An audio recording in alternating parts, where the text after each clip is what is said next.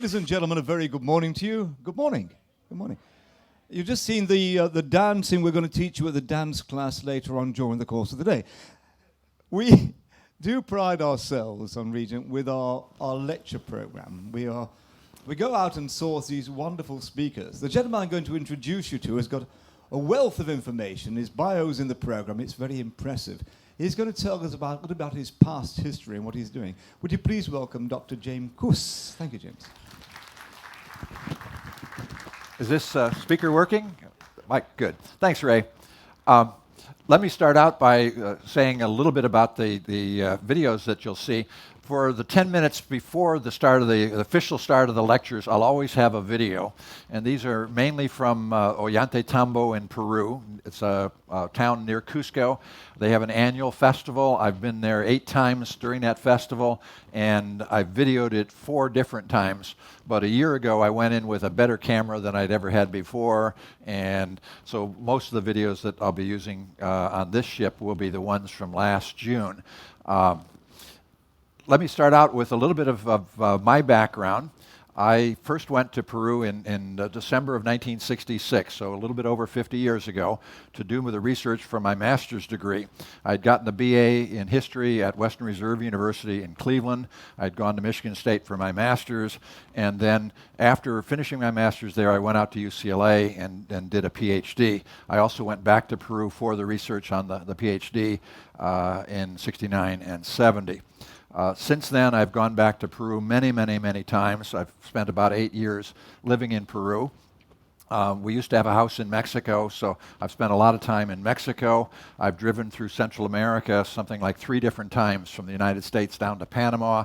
I regularly travel throughout southern South America. I've only been to Brazil once. I've never been to Venezuela. I used to say I hadn't been to Colombia in a long, long, long time, but in the last 3 years I've been in Cartagena, I think 6 times. So if spending 8 hours in Cartagena counts, I've been to Colombia a lot recently. But I've spent a lot of time in southern South America, mainly Argentina, Chile, and Peru. What I'm going to do today is to simply tell a few stories and show you lots and lots of pictures related to transportation. And we're going to do this in kind of a logical way. I'm not going to show you any pictures of airplanes, although 50 years ago things were a bit different than they are today in air transport. I'm not going to show you any big pictures of cruise ships and big fancy ships. We're going to start out mainly talking about primitive forms of transportation. So we'll start out with dugout canoes. And this is on the Amazon.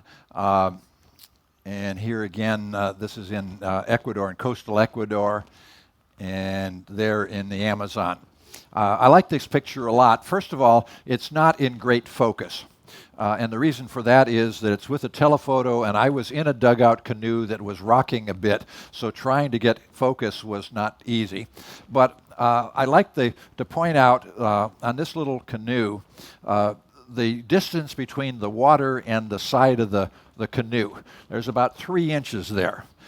So if the thing tips a little bit, it will tip over very, very easily. And then I want you to count the number of people in the canoe. There's a guy up front paddling, and then there's a dog, and then there's a woman and a little girl, and then there are a couple of people at the back. Any one of those people can easily turn it over, tip it over.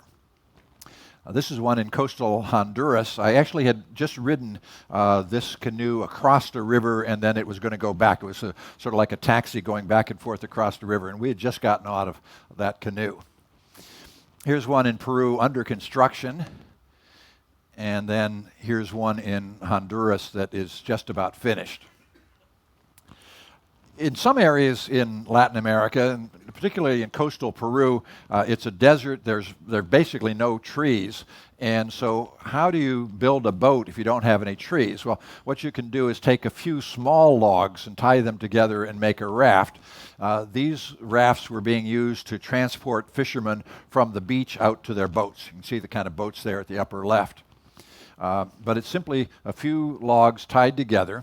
This sort of raft has been used in coastal Peru for thousands of years. Most of the pictures that I will use in my presentations are ones that I have taken, but occasionally I'll take a picture off of the internet or somehow find a picture. This is one that comes from a German ethnographer by the name of Enrique Bruning, taken in the late 1800s, but it is a very large version of that same sort of raft. If you're at all familiar with the story of Thor Heyerdahl and the Kon-Tiki voyage in the late 1940s, where he sailed from coastal Peru out to the islands in the Pacific, trying to show that people from Peru populated the islands, that was the kind of raft that he built for Kon-Tiki. There's another one of Bruning's pictures from a raft like that, again in the late 1800s. In some parts of Peru, there's not even big trees or small trees to make a raft like that. And so if you want to go fishing, what do? How do you make a boat without any wood?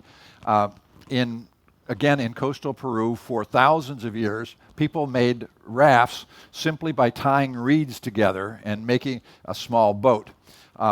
This is probably the oldest picture that I'll show you from ones that I've taken. This is from the first time I was in Peru back in 1967. And here's one of Enrique Bruning's pictures from the same area, northern coastal Peru. And there's a picture of mine from the same town as the last picture of Bruning's. But these are boats that are simply made by tying reeds together. A little bit better view. This is I used to live in a small town in northern coastal Peru, a little fishing village that unfortunately today is a big tourist center and it's got all sorts of condos and everything. But in the old days, it was a very small little isolated town. And the fishermen there made boats like this. This is a bunch of reeds tied together. There are reeds drying on the desert. They would cut the reeds and then dry them and then tie them together to make the boat. There you can see a close-up on it, and it's nothing more than reeds. The problem with this is that the reeds soak up water, and after just a couple of hours out in the ocean, the boat starts to sink, which means that you may have seen in some of the pictures there that there would be several standing up. And what they are is every fisherman would have to have a number of these boats, and then he would stand it up, let the reeds dry out, and then be able to use it maybe 4 or 5 days later. So it takes several days of drying. But things have changed a bit. This is a 2004 picture from the same little town, and they have modernized a little bit. I'm not sure if you can see it there, but here's a better view. What they are now doing is wrapping the center of the reeds, putting styrofoam in and wrapping the styrofoam. And styrofoam obviously doesn't sink. It looks the same for tourists. Everybody thinks they're the same boats as that they've used for thousands of years, but not with that styrofoam. We hired a guy one time to make us one of these. And in Peru, there's what's called hora peruana, Peruvian time. And that means that if somebody tells you they're going to do something at noon, at probably 2 or 3 o'clock in the afternoon, it'll happen. We hired this guy, and he said he would come over about 10 o'clock in the morning and make a boat for us, $17. I got there around 11, figuring he would show up around noon, and he was just about finished. So this is the only picture I have of him making our boat. But there it is when he was finished with it. And this is how they ride them. They're actually called in Spanish caballitos, little horses, because they're ridden like horses. And again, it's very light. You can pick it up when it's dry. When it's wet, after it's been in the water for a while, it soaks up the water, and then it takes several people to drag it up onto the beach. All the rest of the pictures I'm going to show you are going to be on land, and we'll start out just talking about roads. This is the Pan American Highway. This road goes all the way from the United States or even from Canada down to southern South America with a gap in eastern Panama. The Darien doesn't have a road through it yet. But that's an old picture. The road has gotten a little bit better. It's wider today. In many places it's now 4 lanes. In some places it's almost covered with sand dunes like that. In some cases it was still not paved even 20 years ago. This is a picture from last June, just a year ago. When I talk about sand dunes, blowing sand, this is in southern coastal Peru. You can just barely see the road.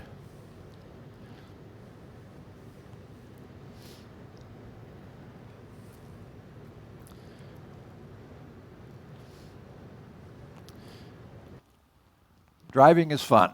This is a dirt road in southern Chile near Torres del Paine National Park. This again is the Pan American Highway. It's up in Bolivia, in Highland, Bolivia. Excuse me, this is in Peru, Andes Mountains of Peru. Here's the one in Bolivia.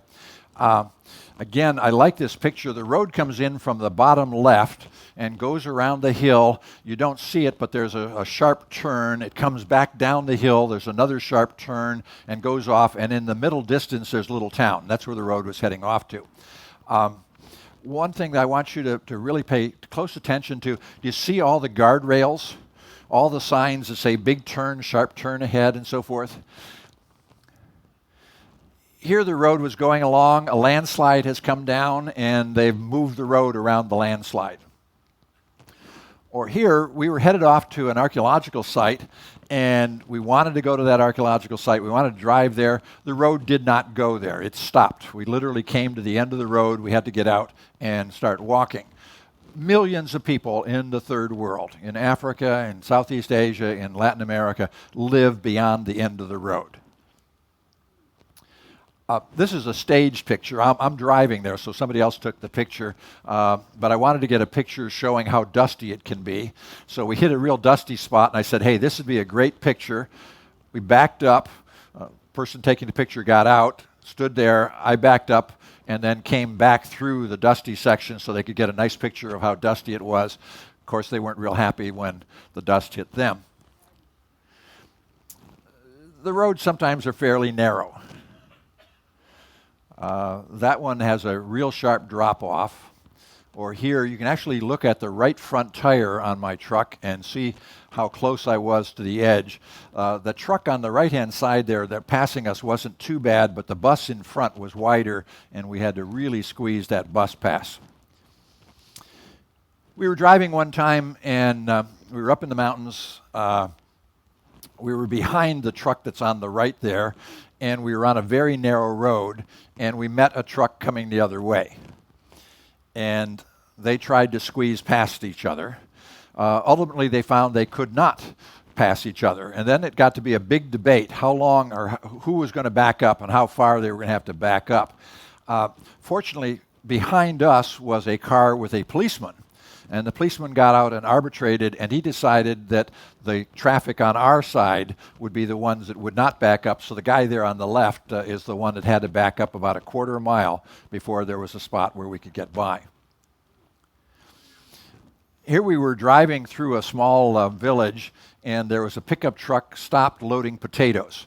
There was no way to get around. We simply had to stop and wait for about a half hour before we could get going again. To me, in Latin America, or in many third world areas, the real problem is the mix of traffic. You'll get a horse-drawn vehicle, or you'll get somebody on a bicycle, you'll get pedestrians, and you'll get somebody driving their Corvette at 100 miles an hour through the scene. So here there's a car coming pretty quick. You've got a tractor, you've got a truck there in the background, or you've got animals on the road. Lots of animals on the road.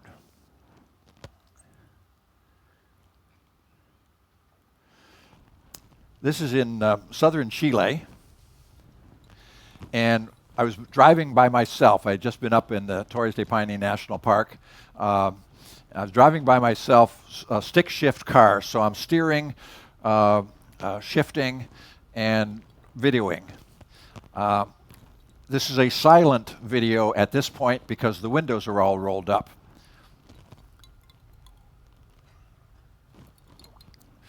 But I've gotten past a couple of cows.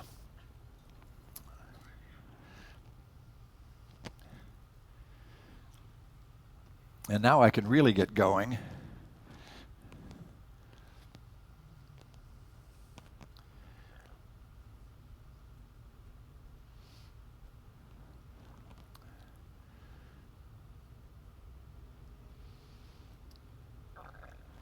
But oh no, there's more cows.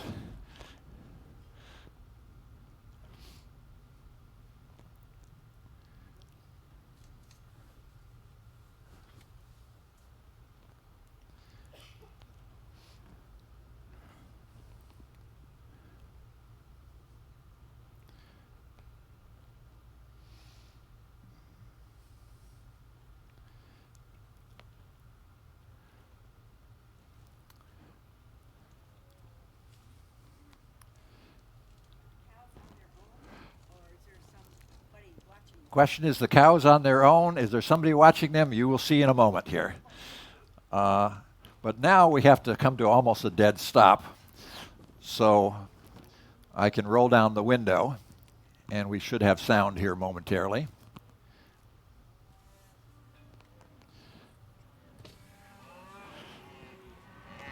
So the window gets rolled down.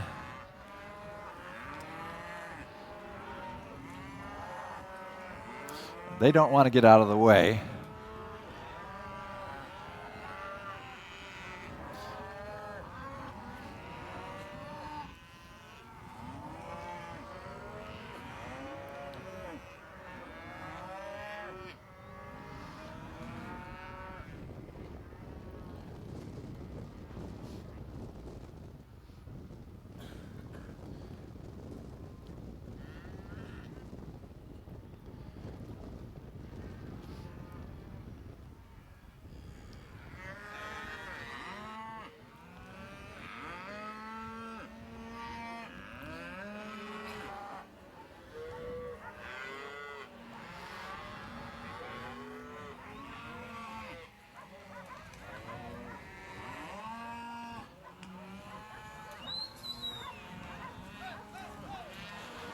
This is a Chilean Huaso, which is the Chilean version of the gaucho. And there were 3 guys at the back of the herd kind of moving them along. We were driving the Pan American Highway in Bolivia. This is almost 50 years ago. We came to this spot, and how deep is that water? Do you want to drive across it? There were actually several other people standing right in the same side as I was. None of us knew how deep the water was. Nobody wanted to take a chance until this truck came along, and he knew how deep the water was. He got through it without a problem, and all of us then jumped in our vehicles and crossed it without a problem. Bridges are always interesting. That's not a bad bridge. That one's not too bad. On this one, I took this picture. I let somebody else drive my truck across. I figured if the bridge collapsed, we'd get an action shot. When you can stand underneath the bridge and look up and see daylight through the bridge, you kind of wonder. That's the worst bridge I ever drove across. Again, I didn't take the picture. I'm driving there. That was the worst one I've ever gone across. Here's a bridge I needed to go across. I wanted to go across, but I looked at this one and I said, nope, we start walking from here. This is an old bridge of a style that goes back to the Inca period, literally 500 years ago. Here's my friend Paul Osa from Harvard standing on it, a little closer view of it. But that style of bridge was built by the Incas a long, long time ago. The Incas also built suspension bridges. This is a modern suspension bridge. These are a lot of fun. You can get out in the middle of it. Again, that's me there. I didn't take the picture. But you can get out in the middle of these things and get them swaying back and forth and up and down and testing out wave theory and physics and so forth. There's a view from the other end of it. My friend Paul and I went on this particular bridge, and we got out in the middle of it, and we got this one swaying back and forth and up and down at the same time. Now, the bridge is made of nothing more than sticks, and they're not tied on, they're just laid on a couple of cables. And we're standing out in the middle of the bridge as it's swaying back and forth, and we're watching the sticks fall out. We thought that was probably the dumbest thing we'd ever done. There's one that I went across. It was 2 logs nailed together with little sticks. When we wanted to go back, and we needed to go back on this one, we took off our boots and rolled up our pants and waded across the river. That one was really a bad one. And I don't want to give you the picture that the image that every bridge in Latin America, third world, is terrible. This is a very nice modern bridge across the Paraná River in Argentina. When we go through the Panama Canal, we'll see a fairly new bridge, the Centennial Bridge. Will be the second bridge we'll see, and then the third bridge we'll see is not yet finished. It's under construction now, but a very big fancy bridge at the Caribbean side as we go through the canal. Vehicles on the road. Have you ever seen anybody riding on the back of a tractor trailer down the highways where you live?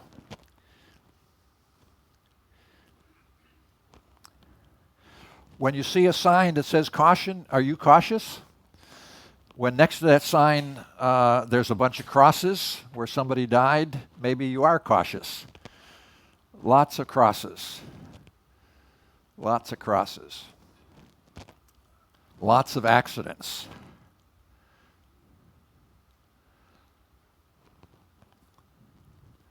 Lots and lots of accidents. There's a truck way up in the mountains. Somehow it's turned on its side. I don't know how this would have happened, but the guys that were there, there's a guy there in the center of the picture, they're starting to unload the truck, and they will have to figure out a way to get that truck back on its wheels and get going again. AAA does not come out this far. There's one that has turned over. It has a name on it. If you can read that name, it says, Dios es mi guía. God is my guide. God took a day off and stopped guiding, and they went over. Here's some fancy buses. Here's the new Streamline style of bus. 17 people killed on that one.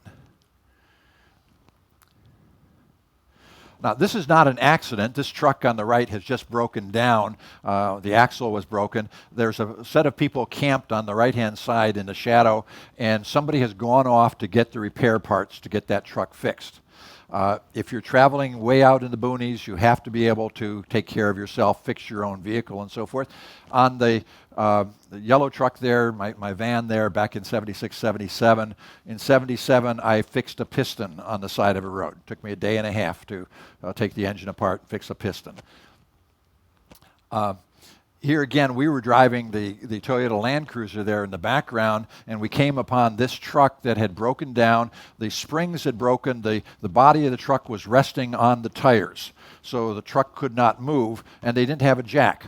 We had a jack. We were able to get the jack underneath, raise it up enough to put a rock between the axle and the frame of the truck, and that allowed them to move it enough for us to get out of the way, and we were happy. We got by. And we proceeded on where we were headed to. We came back down the same road several hours later, and we thought we would see the truck about in the same spot. They had gone, we don't know where, but they had driven at least a couple of miles with just a rock between the axle and the frame. This is what's called a control. And in many parts of Latin America, until recently, you were always stopped. Show your papers, sometimes pay a little fee. They check you out and so forth. So that bar across the road was simply a control, stop, get checked out. That says stop, control. This is in Argentina. And I'm inside the little building there, standing in line to pay my fine. We had stopped here. There was a policeman out in the middle of the road. It was at a state line between two of the Argentine states. The policeman stopped us, checked our papers, everything was fine. Checked to see if we had our seatbelts on, everything fine. Checked to see if we had a fire extinguisher, fine. Checked to see if we had a red triangle in case we break down. I looked everywhere. We had a rental car, no red triangle. I'm there to pay my fine. I'm standing in line. A car pulls up behind my car. The guy jumps out, comes up, gets in line behind me. Doesn't talk to the policeman. I started talking with him. I said, what's going on? He said, I'm here to pay my fine. I said, but you haven't even talked to the policeman. He said, it doesn't matter. They will find something. You will pay your fine. It's faster just to come up here, pay it, move on. Gas stations. I don't know if you can read it. I think it's a little blurry there. But the pump that they are using for that bus is 66 octane gas. Any of you use 66 octane? I don't want to give you the impression every gas station is terrible. These are that one is in Paraguay. Here's one in Peru, and another one in Peru. This one actually had Wi-Fi, internet, and so forth. Some of them have gotten very nice. They have the little mini marts and so forth. I'm going to ask some questions in some of my lectures. And anybody know what this is? I do not ask tough questions. This is not tough trivia. What is this? It's a truck stop. Yes, those are trucks. They have stopped. If you're way, way out in the boonies, no gas station, no big pumps. They'll sell gas, but it's out of 55-gallon drums. You siphon it out and so forth. But they'll provide services, food, restaurant, and so forth. Here out on the street is a Colombian truck driver having his morning coffee. I do not recommend, if you are traveling in third world countries, to eat out on the street if you want to avoid the local version of whatever it is, Montezuma's Revenge or Inca Revenge or whatever. But obviously locals are doing that. And again, I'm not going to ask any more tough questions, but this obviously is a horse stop. At this point, we had been hiking for several days. We were way off of any paved roads, any dirt roads or anything, just hiking out in the countryside. And this was a horse stop. People would be traveling through the countryside, and they will provide services, place to spend the night, food, and so forth. Now, all the rest of the pictures are going to be forms of transportation on land, and obviously the most simple form of transportation is walking. And lots of people walk simply because they don't have the money or because there's no other form of transportation. You can carry lots of stuff if you're walking. There in Cusco, Peru, or here a lady carrying probably forage for her animals. I like this picture a lot. I was up on a hillside looking down on this, but if you see there some donkeys carrying cargo and some people walking, and you see how rough the terrain is and how narrow the trail is, there's no way to get a wheeled vehicle, a modern form of transportation on a road like that. And again, on this one, if you look in the background, see how rough the terrain is, there's no way to have a wheeled vehicle traveling here. You can still carry a lot of cargo on animals. These are donkeys carrying loads of potatoes.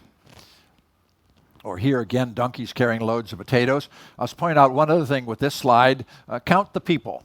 There are, I think, 4 females and 1 male, 1 young male. Who gets to ride? This is still pretty sexist. Here, donkeys carrying straw or hay. And they're tying on a load of corn, bag of corn onto a donkey. When we advertised this lecture, I said we'd talk about llama pack trains. When I first went to Peru back in the late 60s and then spent a lot of time there in the 70s, I didn't see llama pack trains. I thought llama pack trains had pretty much disappeared. And it was simply that I was not in the right areas. I wasn't in the really remote areas. I wasn't in the high country. Starting in 1980, I began to spend some time in an area in southern Peru where we still see llama pack trains even today. One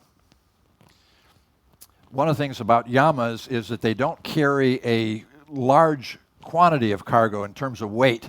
Maximum about 150 pounds is all they can carry. So that if you have a horse or a mule, you can actually put a lot more weight on a horse or mule than you can on a llama. But a horse or mule has to be led, whereas llamas can be herded from behind. So if you have a bunch of llamas, a whole group of llamas like this, 1 or 2 people behind them can move them. If you think in terms of the ratio of humans to cargo, llamas are actually pretty efficient. You can have a lot of llamas, each one carrying a smaller load, but you don't need as many people. There's the animal. If you have been listening carefully, I've been saying llama. L-L-A-M-A, double L in Spanish is like a Y. The Latin name for it is L-A-M-A, llama glama. The close domesticated relative, the alpaca, is llama paca. But this is what the animal looks like. Incidentally, does anybody know what an L-A-M-A is? A what? A priest, a Tibetan priest, like the Dalai Lama. You all know that? What is it when it's 3 L's? A what? A wicked fire in Boston. A wicked fire in Boston. He has to know that. Yes, it's a bad fire. A triple llama? Oh, and you have to have that Boston accent to get away with that. That will be my worst joke of the next set of lectures. There's our llama with a small pack. been used for thousands of years. This is an old woodcut drawing by a man by the name of Huamapoma de Ayala, done in the early 1600s. He was a half Spanish, half Inca fella, and he wrote a letter to the Spanish king protesting the Spanish treatment of the Indians. Now, it's not the kind of letters that we write these days. The letter was found in an archive in Denmark somehow in the early 1900s, like 1910, and it is frequently published as 3 volumes. That's how long the letter was. But it includes a large number of woodcut drawings, of which this is one. And they're just absolutely wonderful little drawings. I love them. There's our llama with a little bit of yarn through its ear. Every time they go on a pack train, they get a string of yarn through their ear. So this is a rookie llama. And this one is a little bit more experienced. And here's King Llama, the most experienced llama of them all. Wheeled vehicles, you can use a bicycle or some sort of a cart. Here is what we call a tricycle, a 3-wheeled bicycle, carries up to about 1,000 pounds, a little bit larger cart.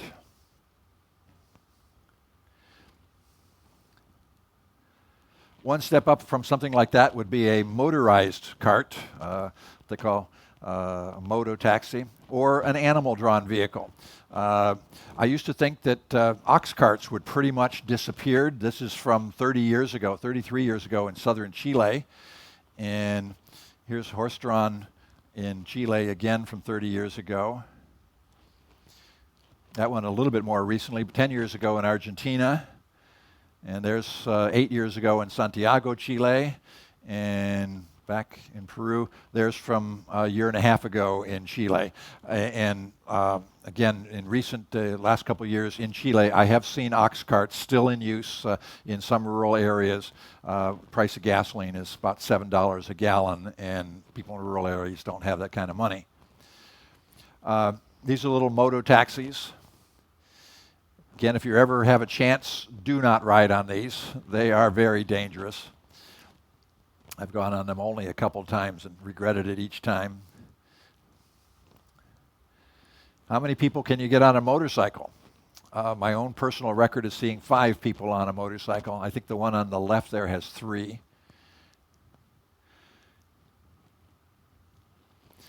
You can get a lot of people into a truck or on top of a little minivan. This is our tour, I think, in Puerto Quetzal. Those of you who want fresh air, you ask for the roof seats. And I'm kidding. That's not a bus. That's a communal taxi. It's owned by the driver, but he's part of a cooperative and works together.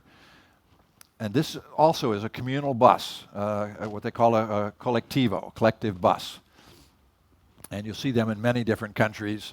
Mexico has them. This is Chile. The last one was in Peru. There's in Chile again. Now, this is a bus. The difference here is that this is owned by a company. A sign says there, the Empresa Transportes Wandoy. And there's some signs there that tell you what towns the bus goes to. And right by the driver's door there's a sign. It's a little bit hard to read, but it says capacity cap 22 PSJ. This is a 22-passenger bus. Here's another one, same sort of thing, the name of the company, the name of the route. And there's one. I rode this bus for 38 hours one time, Cusco to Huancayo, Peru, back in 1972. This was a 28-passenger bus.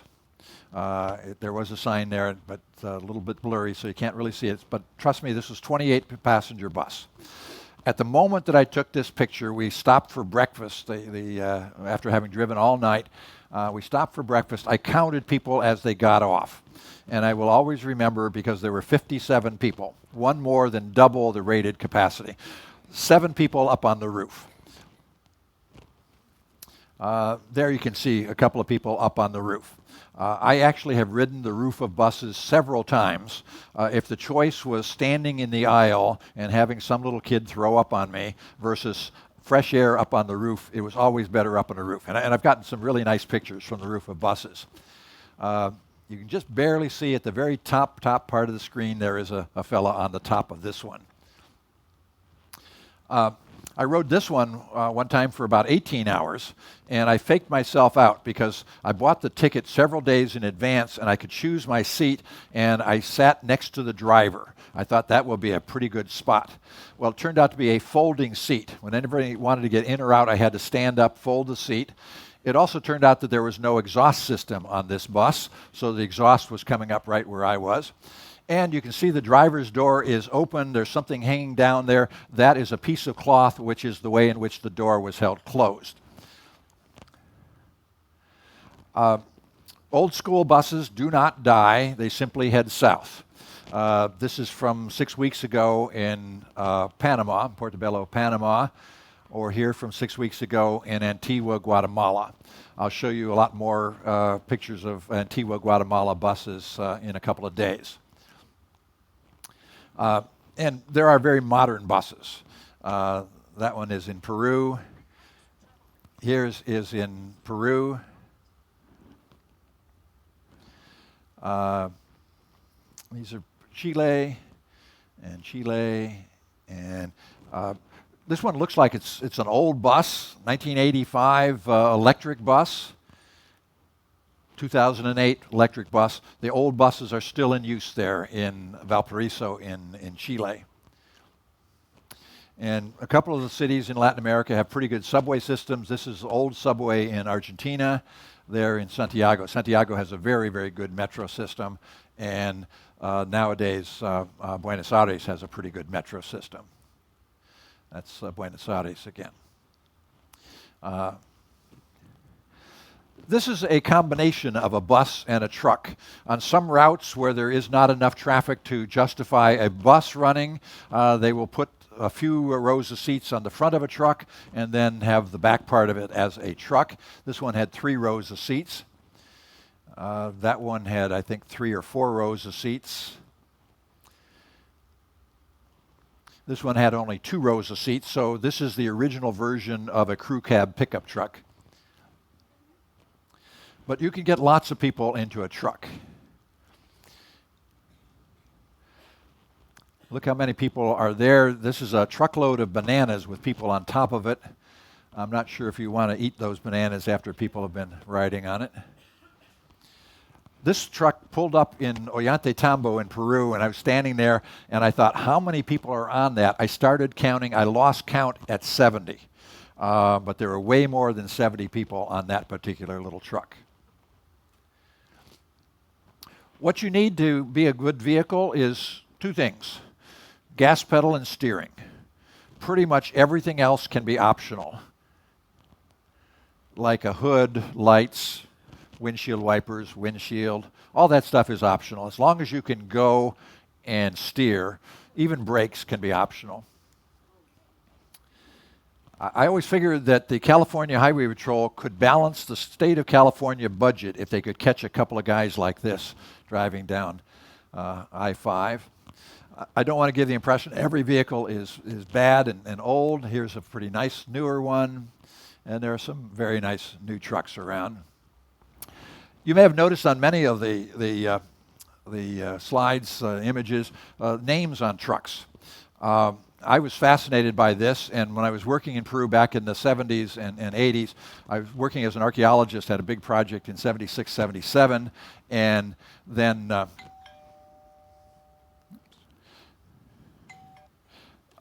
in 81, 82, and 84 and 85, I was running a cultural exchange program in Lima and teaching at the Catholic University, and was traveling around a lot, and I was kind of bored driving on the Pan American Highway all the time, so I started writing down the names of trucks that I would see. There are people who have done this in other countries like Guatemala and Mexico and Pakistan and so forth. The biggest study that I ever saw was somebody wrote down almost 2,000 names in Mexico. At the end of 10 years, I had over 10,000 names in Peru, and I published a number of papers on what we found. But this is the guy painting a name on a truck, and the name that he was painting was Don Pedro Julian, which happened to be the name of the driver. There's Don Pedro Julian with his truck with his name on it. Here's one with a name Johnny. I don't remember, but we did an interview with these guys. We did over 300 interviews with drivers and owners, but oftentimes it would be the name of the driver or the owner or one of their children. Children was fairly common.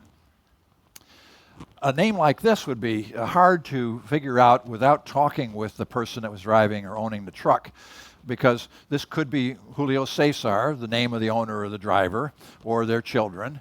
It could be that this was the Roman general Julius Caesar, or it could be Julio Cesar Uribe, one of the famous soccer stars of Peru. So unless you checked and talked to somebody, you wouldn't know. Some of the names were kind of friendly. The Friend, or One More Friend. Other names were more sinister, venomous. Some of the names clearly came from world history. A name like Attila. On this one, it would be a little difficult to figure out, at least if you see the top name there, Rommel, is this the owner's name or something? But then when you see the other part of the name down on the bumper, El Zorro del Desierto, the desert fox, this is clearly the German World War II general. And in the sample that I had of 10,000 some names, we had a fairly large number of German World War II names. Hitler, Luftwaffe, Rommel, etc. We had very, very few Allied names. Churchill, Roosevelt, just a couple of others. But it was like 10 to 1 Germans versus the Allies. I don't know why that was. One of the categories that we identified was botanical and zoological names. And within that category, there was a strong subset of names related to cats, felines, lions, tigers, jaguars, things like that. But the second most common subcategory within botanical zoological was this name or variations of it. Anybody know what a picaflor is? Any Spanish speakers? A picaflor is a hummingbird, and it was a very common name. There's one, El Picaflor norteño, the northern hummingbird. This is a sexual image, a very strong sexual image. If you think about it, what do hummingbirds do? They flit around from flower to flower, fertilizing as they go. What do truck drivers do? They go from town to town, fertilizing as they go. I'm not sure how many of you young ladies think about this guy as being the most sexually attractive guy you've ever seen, but there is the northern hummingbird. There's one that's the picaflor from Carwas. I had a hard time figuring this one out. We saw several trucks with the numbers M1, M2, M3, until I saw this sign. It was the stylized M that was part of a chicken feed company. This was a tea company, and here a beer company. When I've gone to Peru in recent years, almost the single largest category of names that you see are all company names. Most of the names on trucks these days are tied in with companies. Some of the names come from popular culture. This is from the television program The Fugitive. You don't even need to see the name to know what the name is going to be. Batman was a fairly common name. Robin Hood, Superman, and so forth. There were a whole series like that. I even saw one truck with the name Kiss, with the stylized letter S from the rock group. And then the largest category that we had were religious names. Probably a third of the trucks had some sort of religious name, sometimes just the very simple religious names, Jesus the Savior or Noah's Ark. Many of them were tied into various saints. This is Archangel St. Michael. There was a fellow that did a doctoral dissertation at UC Irvine back in the early 60s on a study of Peruvian truck names. His sample size was 600, and in that sample of 600, he said, no name is ever repeated. So every name was unique. In my sample of 10,000, I had over 100 examples of this name. San Martin de Porres is one of the 4 Peruvian saints, very common. And then there's an image of Christ on a church in Lima that is very important. It's one of the most important icons in Peruvian Catholic religion. It's called the Lord of the Miracles, so Señor de los Milagros. And again, I had more than 200 examples of this one. It was by far the most popular name that we had. Some names are hard to figure out. I have no idea why somebody put the name Mr. Cat on a truck, but my all-time favorite is this one, Dog's Life, with the apostrophe in the proper place, and I have no idea why they've named a truck like that. My next lecture will be tomorrow. I'll be talking about Cabo San Lucas. I think it will always be at 10 o'clock for my talks. They'll always be in here. And because there is an event coming in here at, I think, 11, a cooking demonstration or something, what I'm going to do is after my talks, I will always go out in the lounge here on deck 6. And if you have questions, I'll just meet you out there and I can answer questions out there. Hopefully see you tomorrow.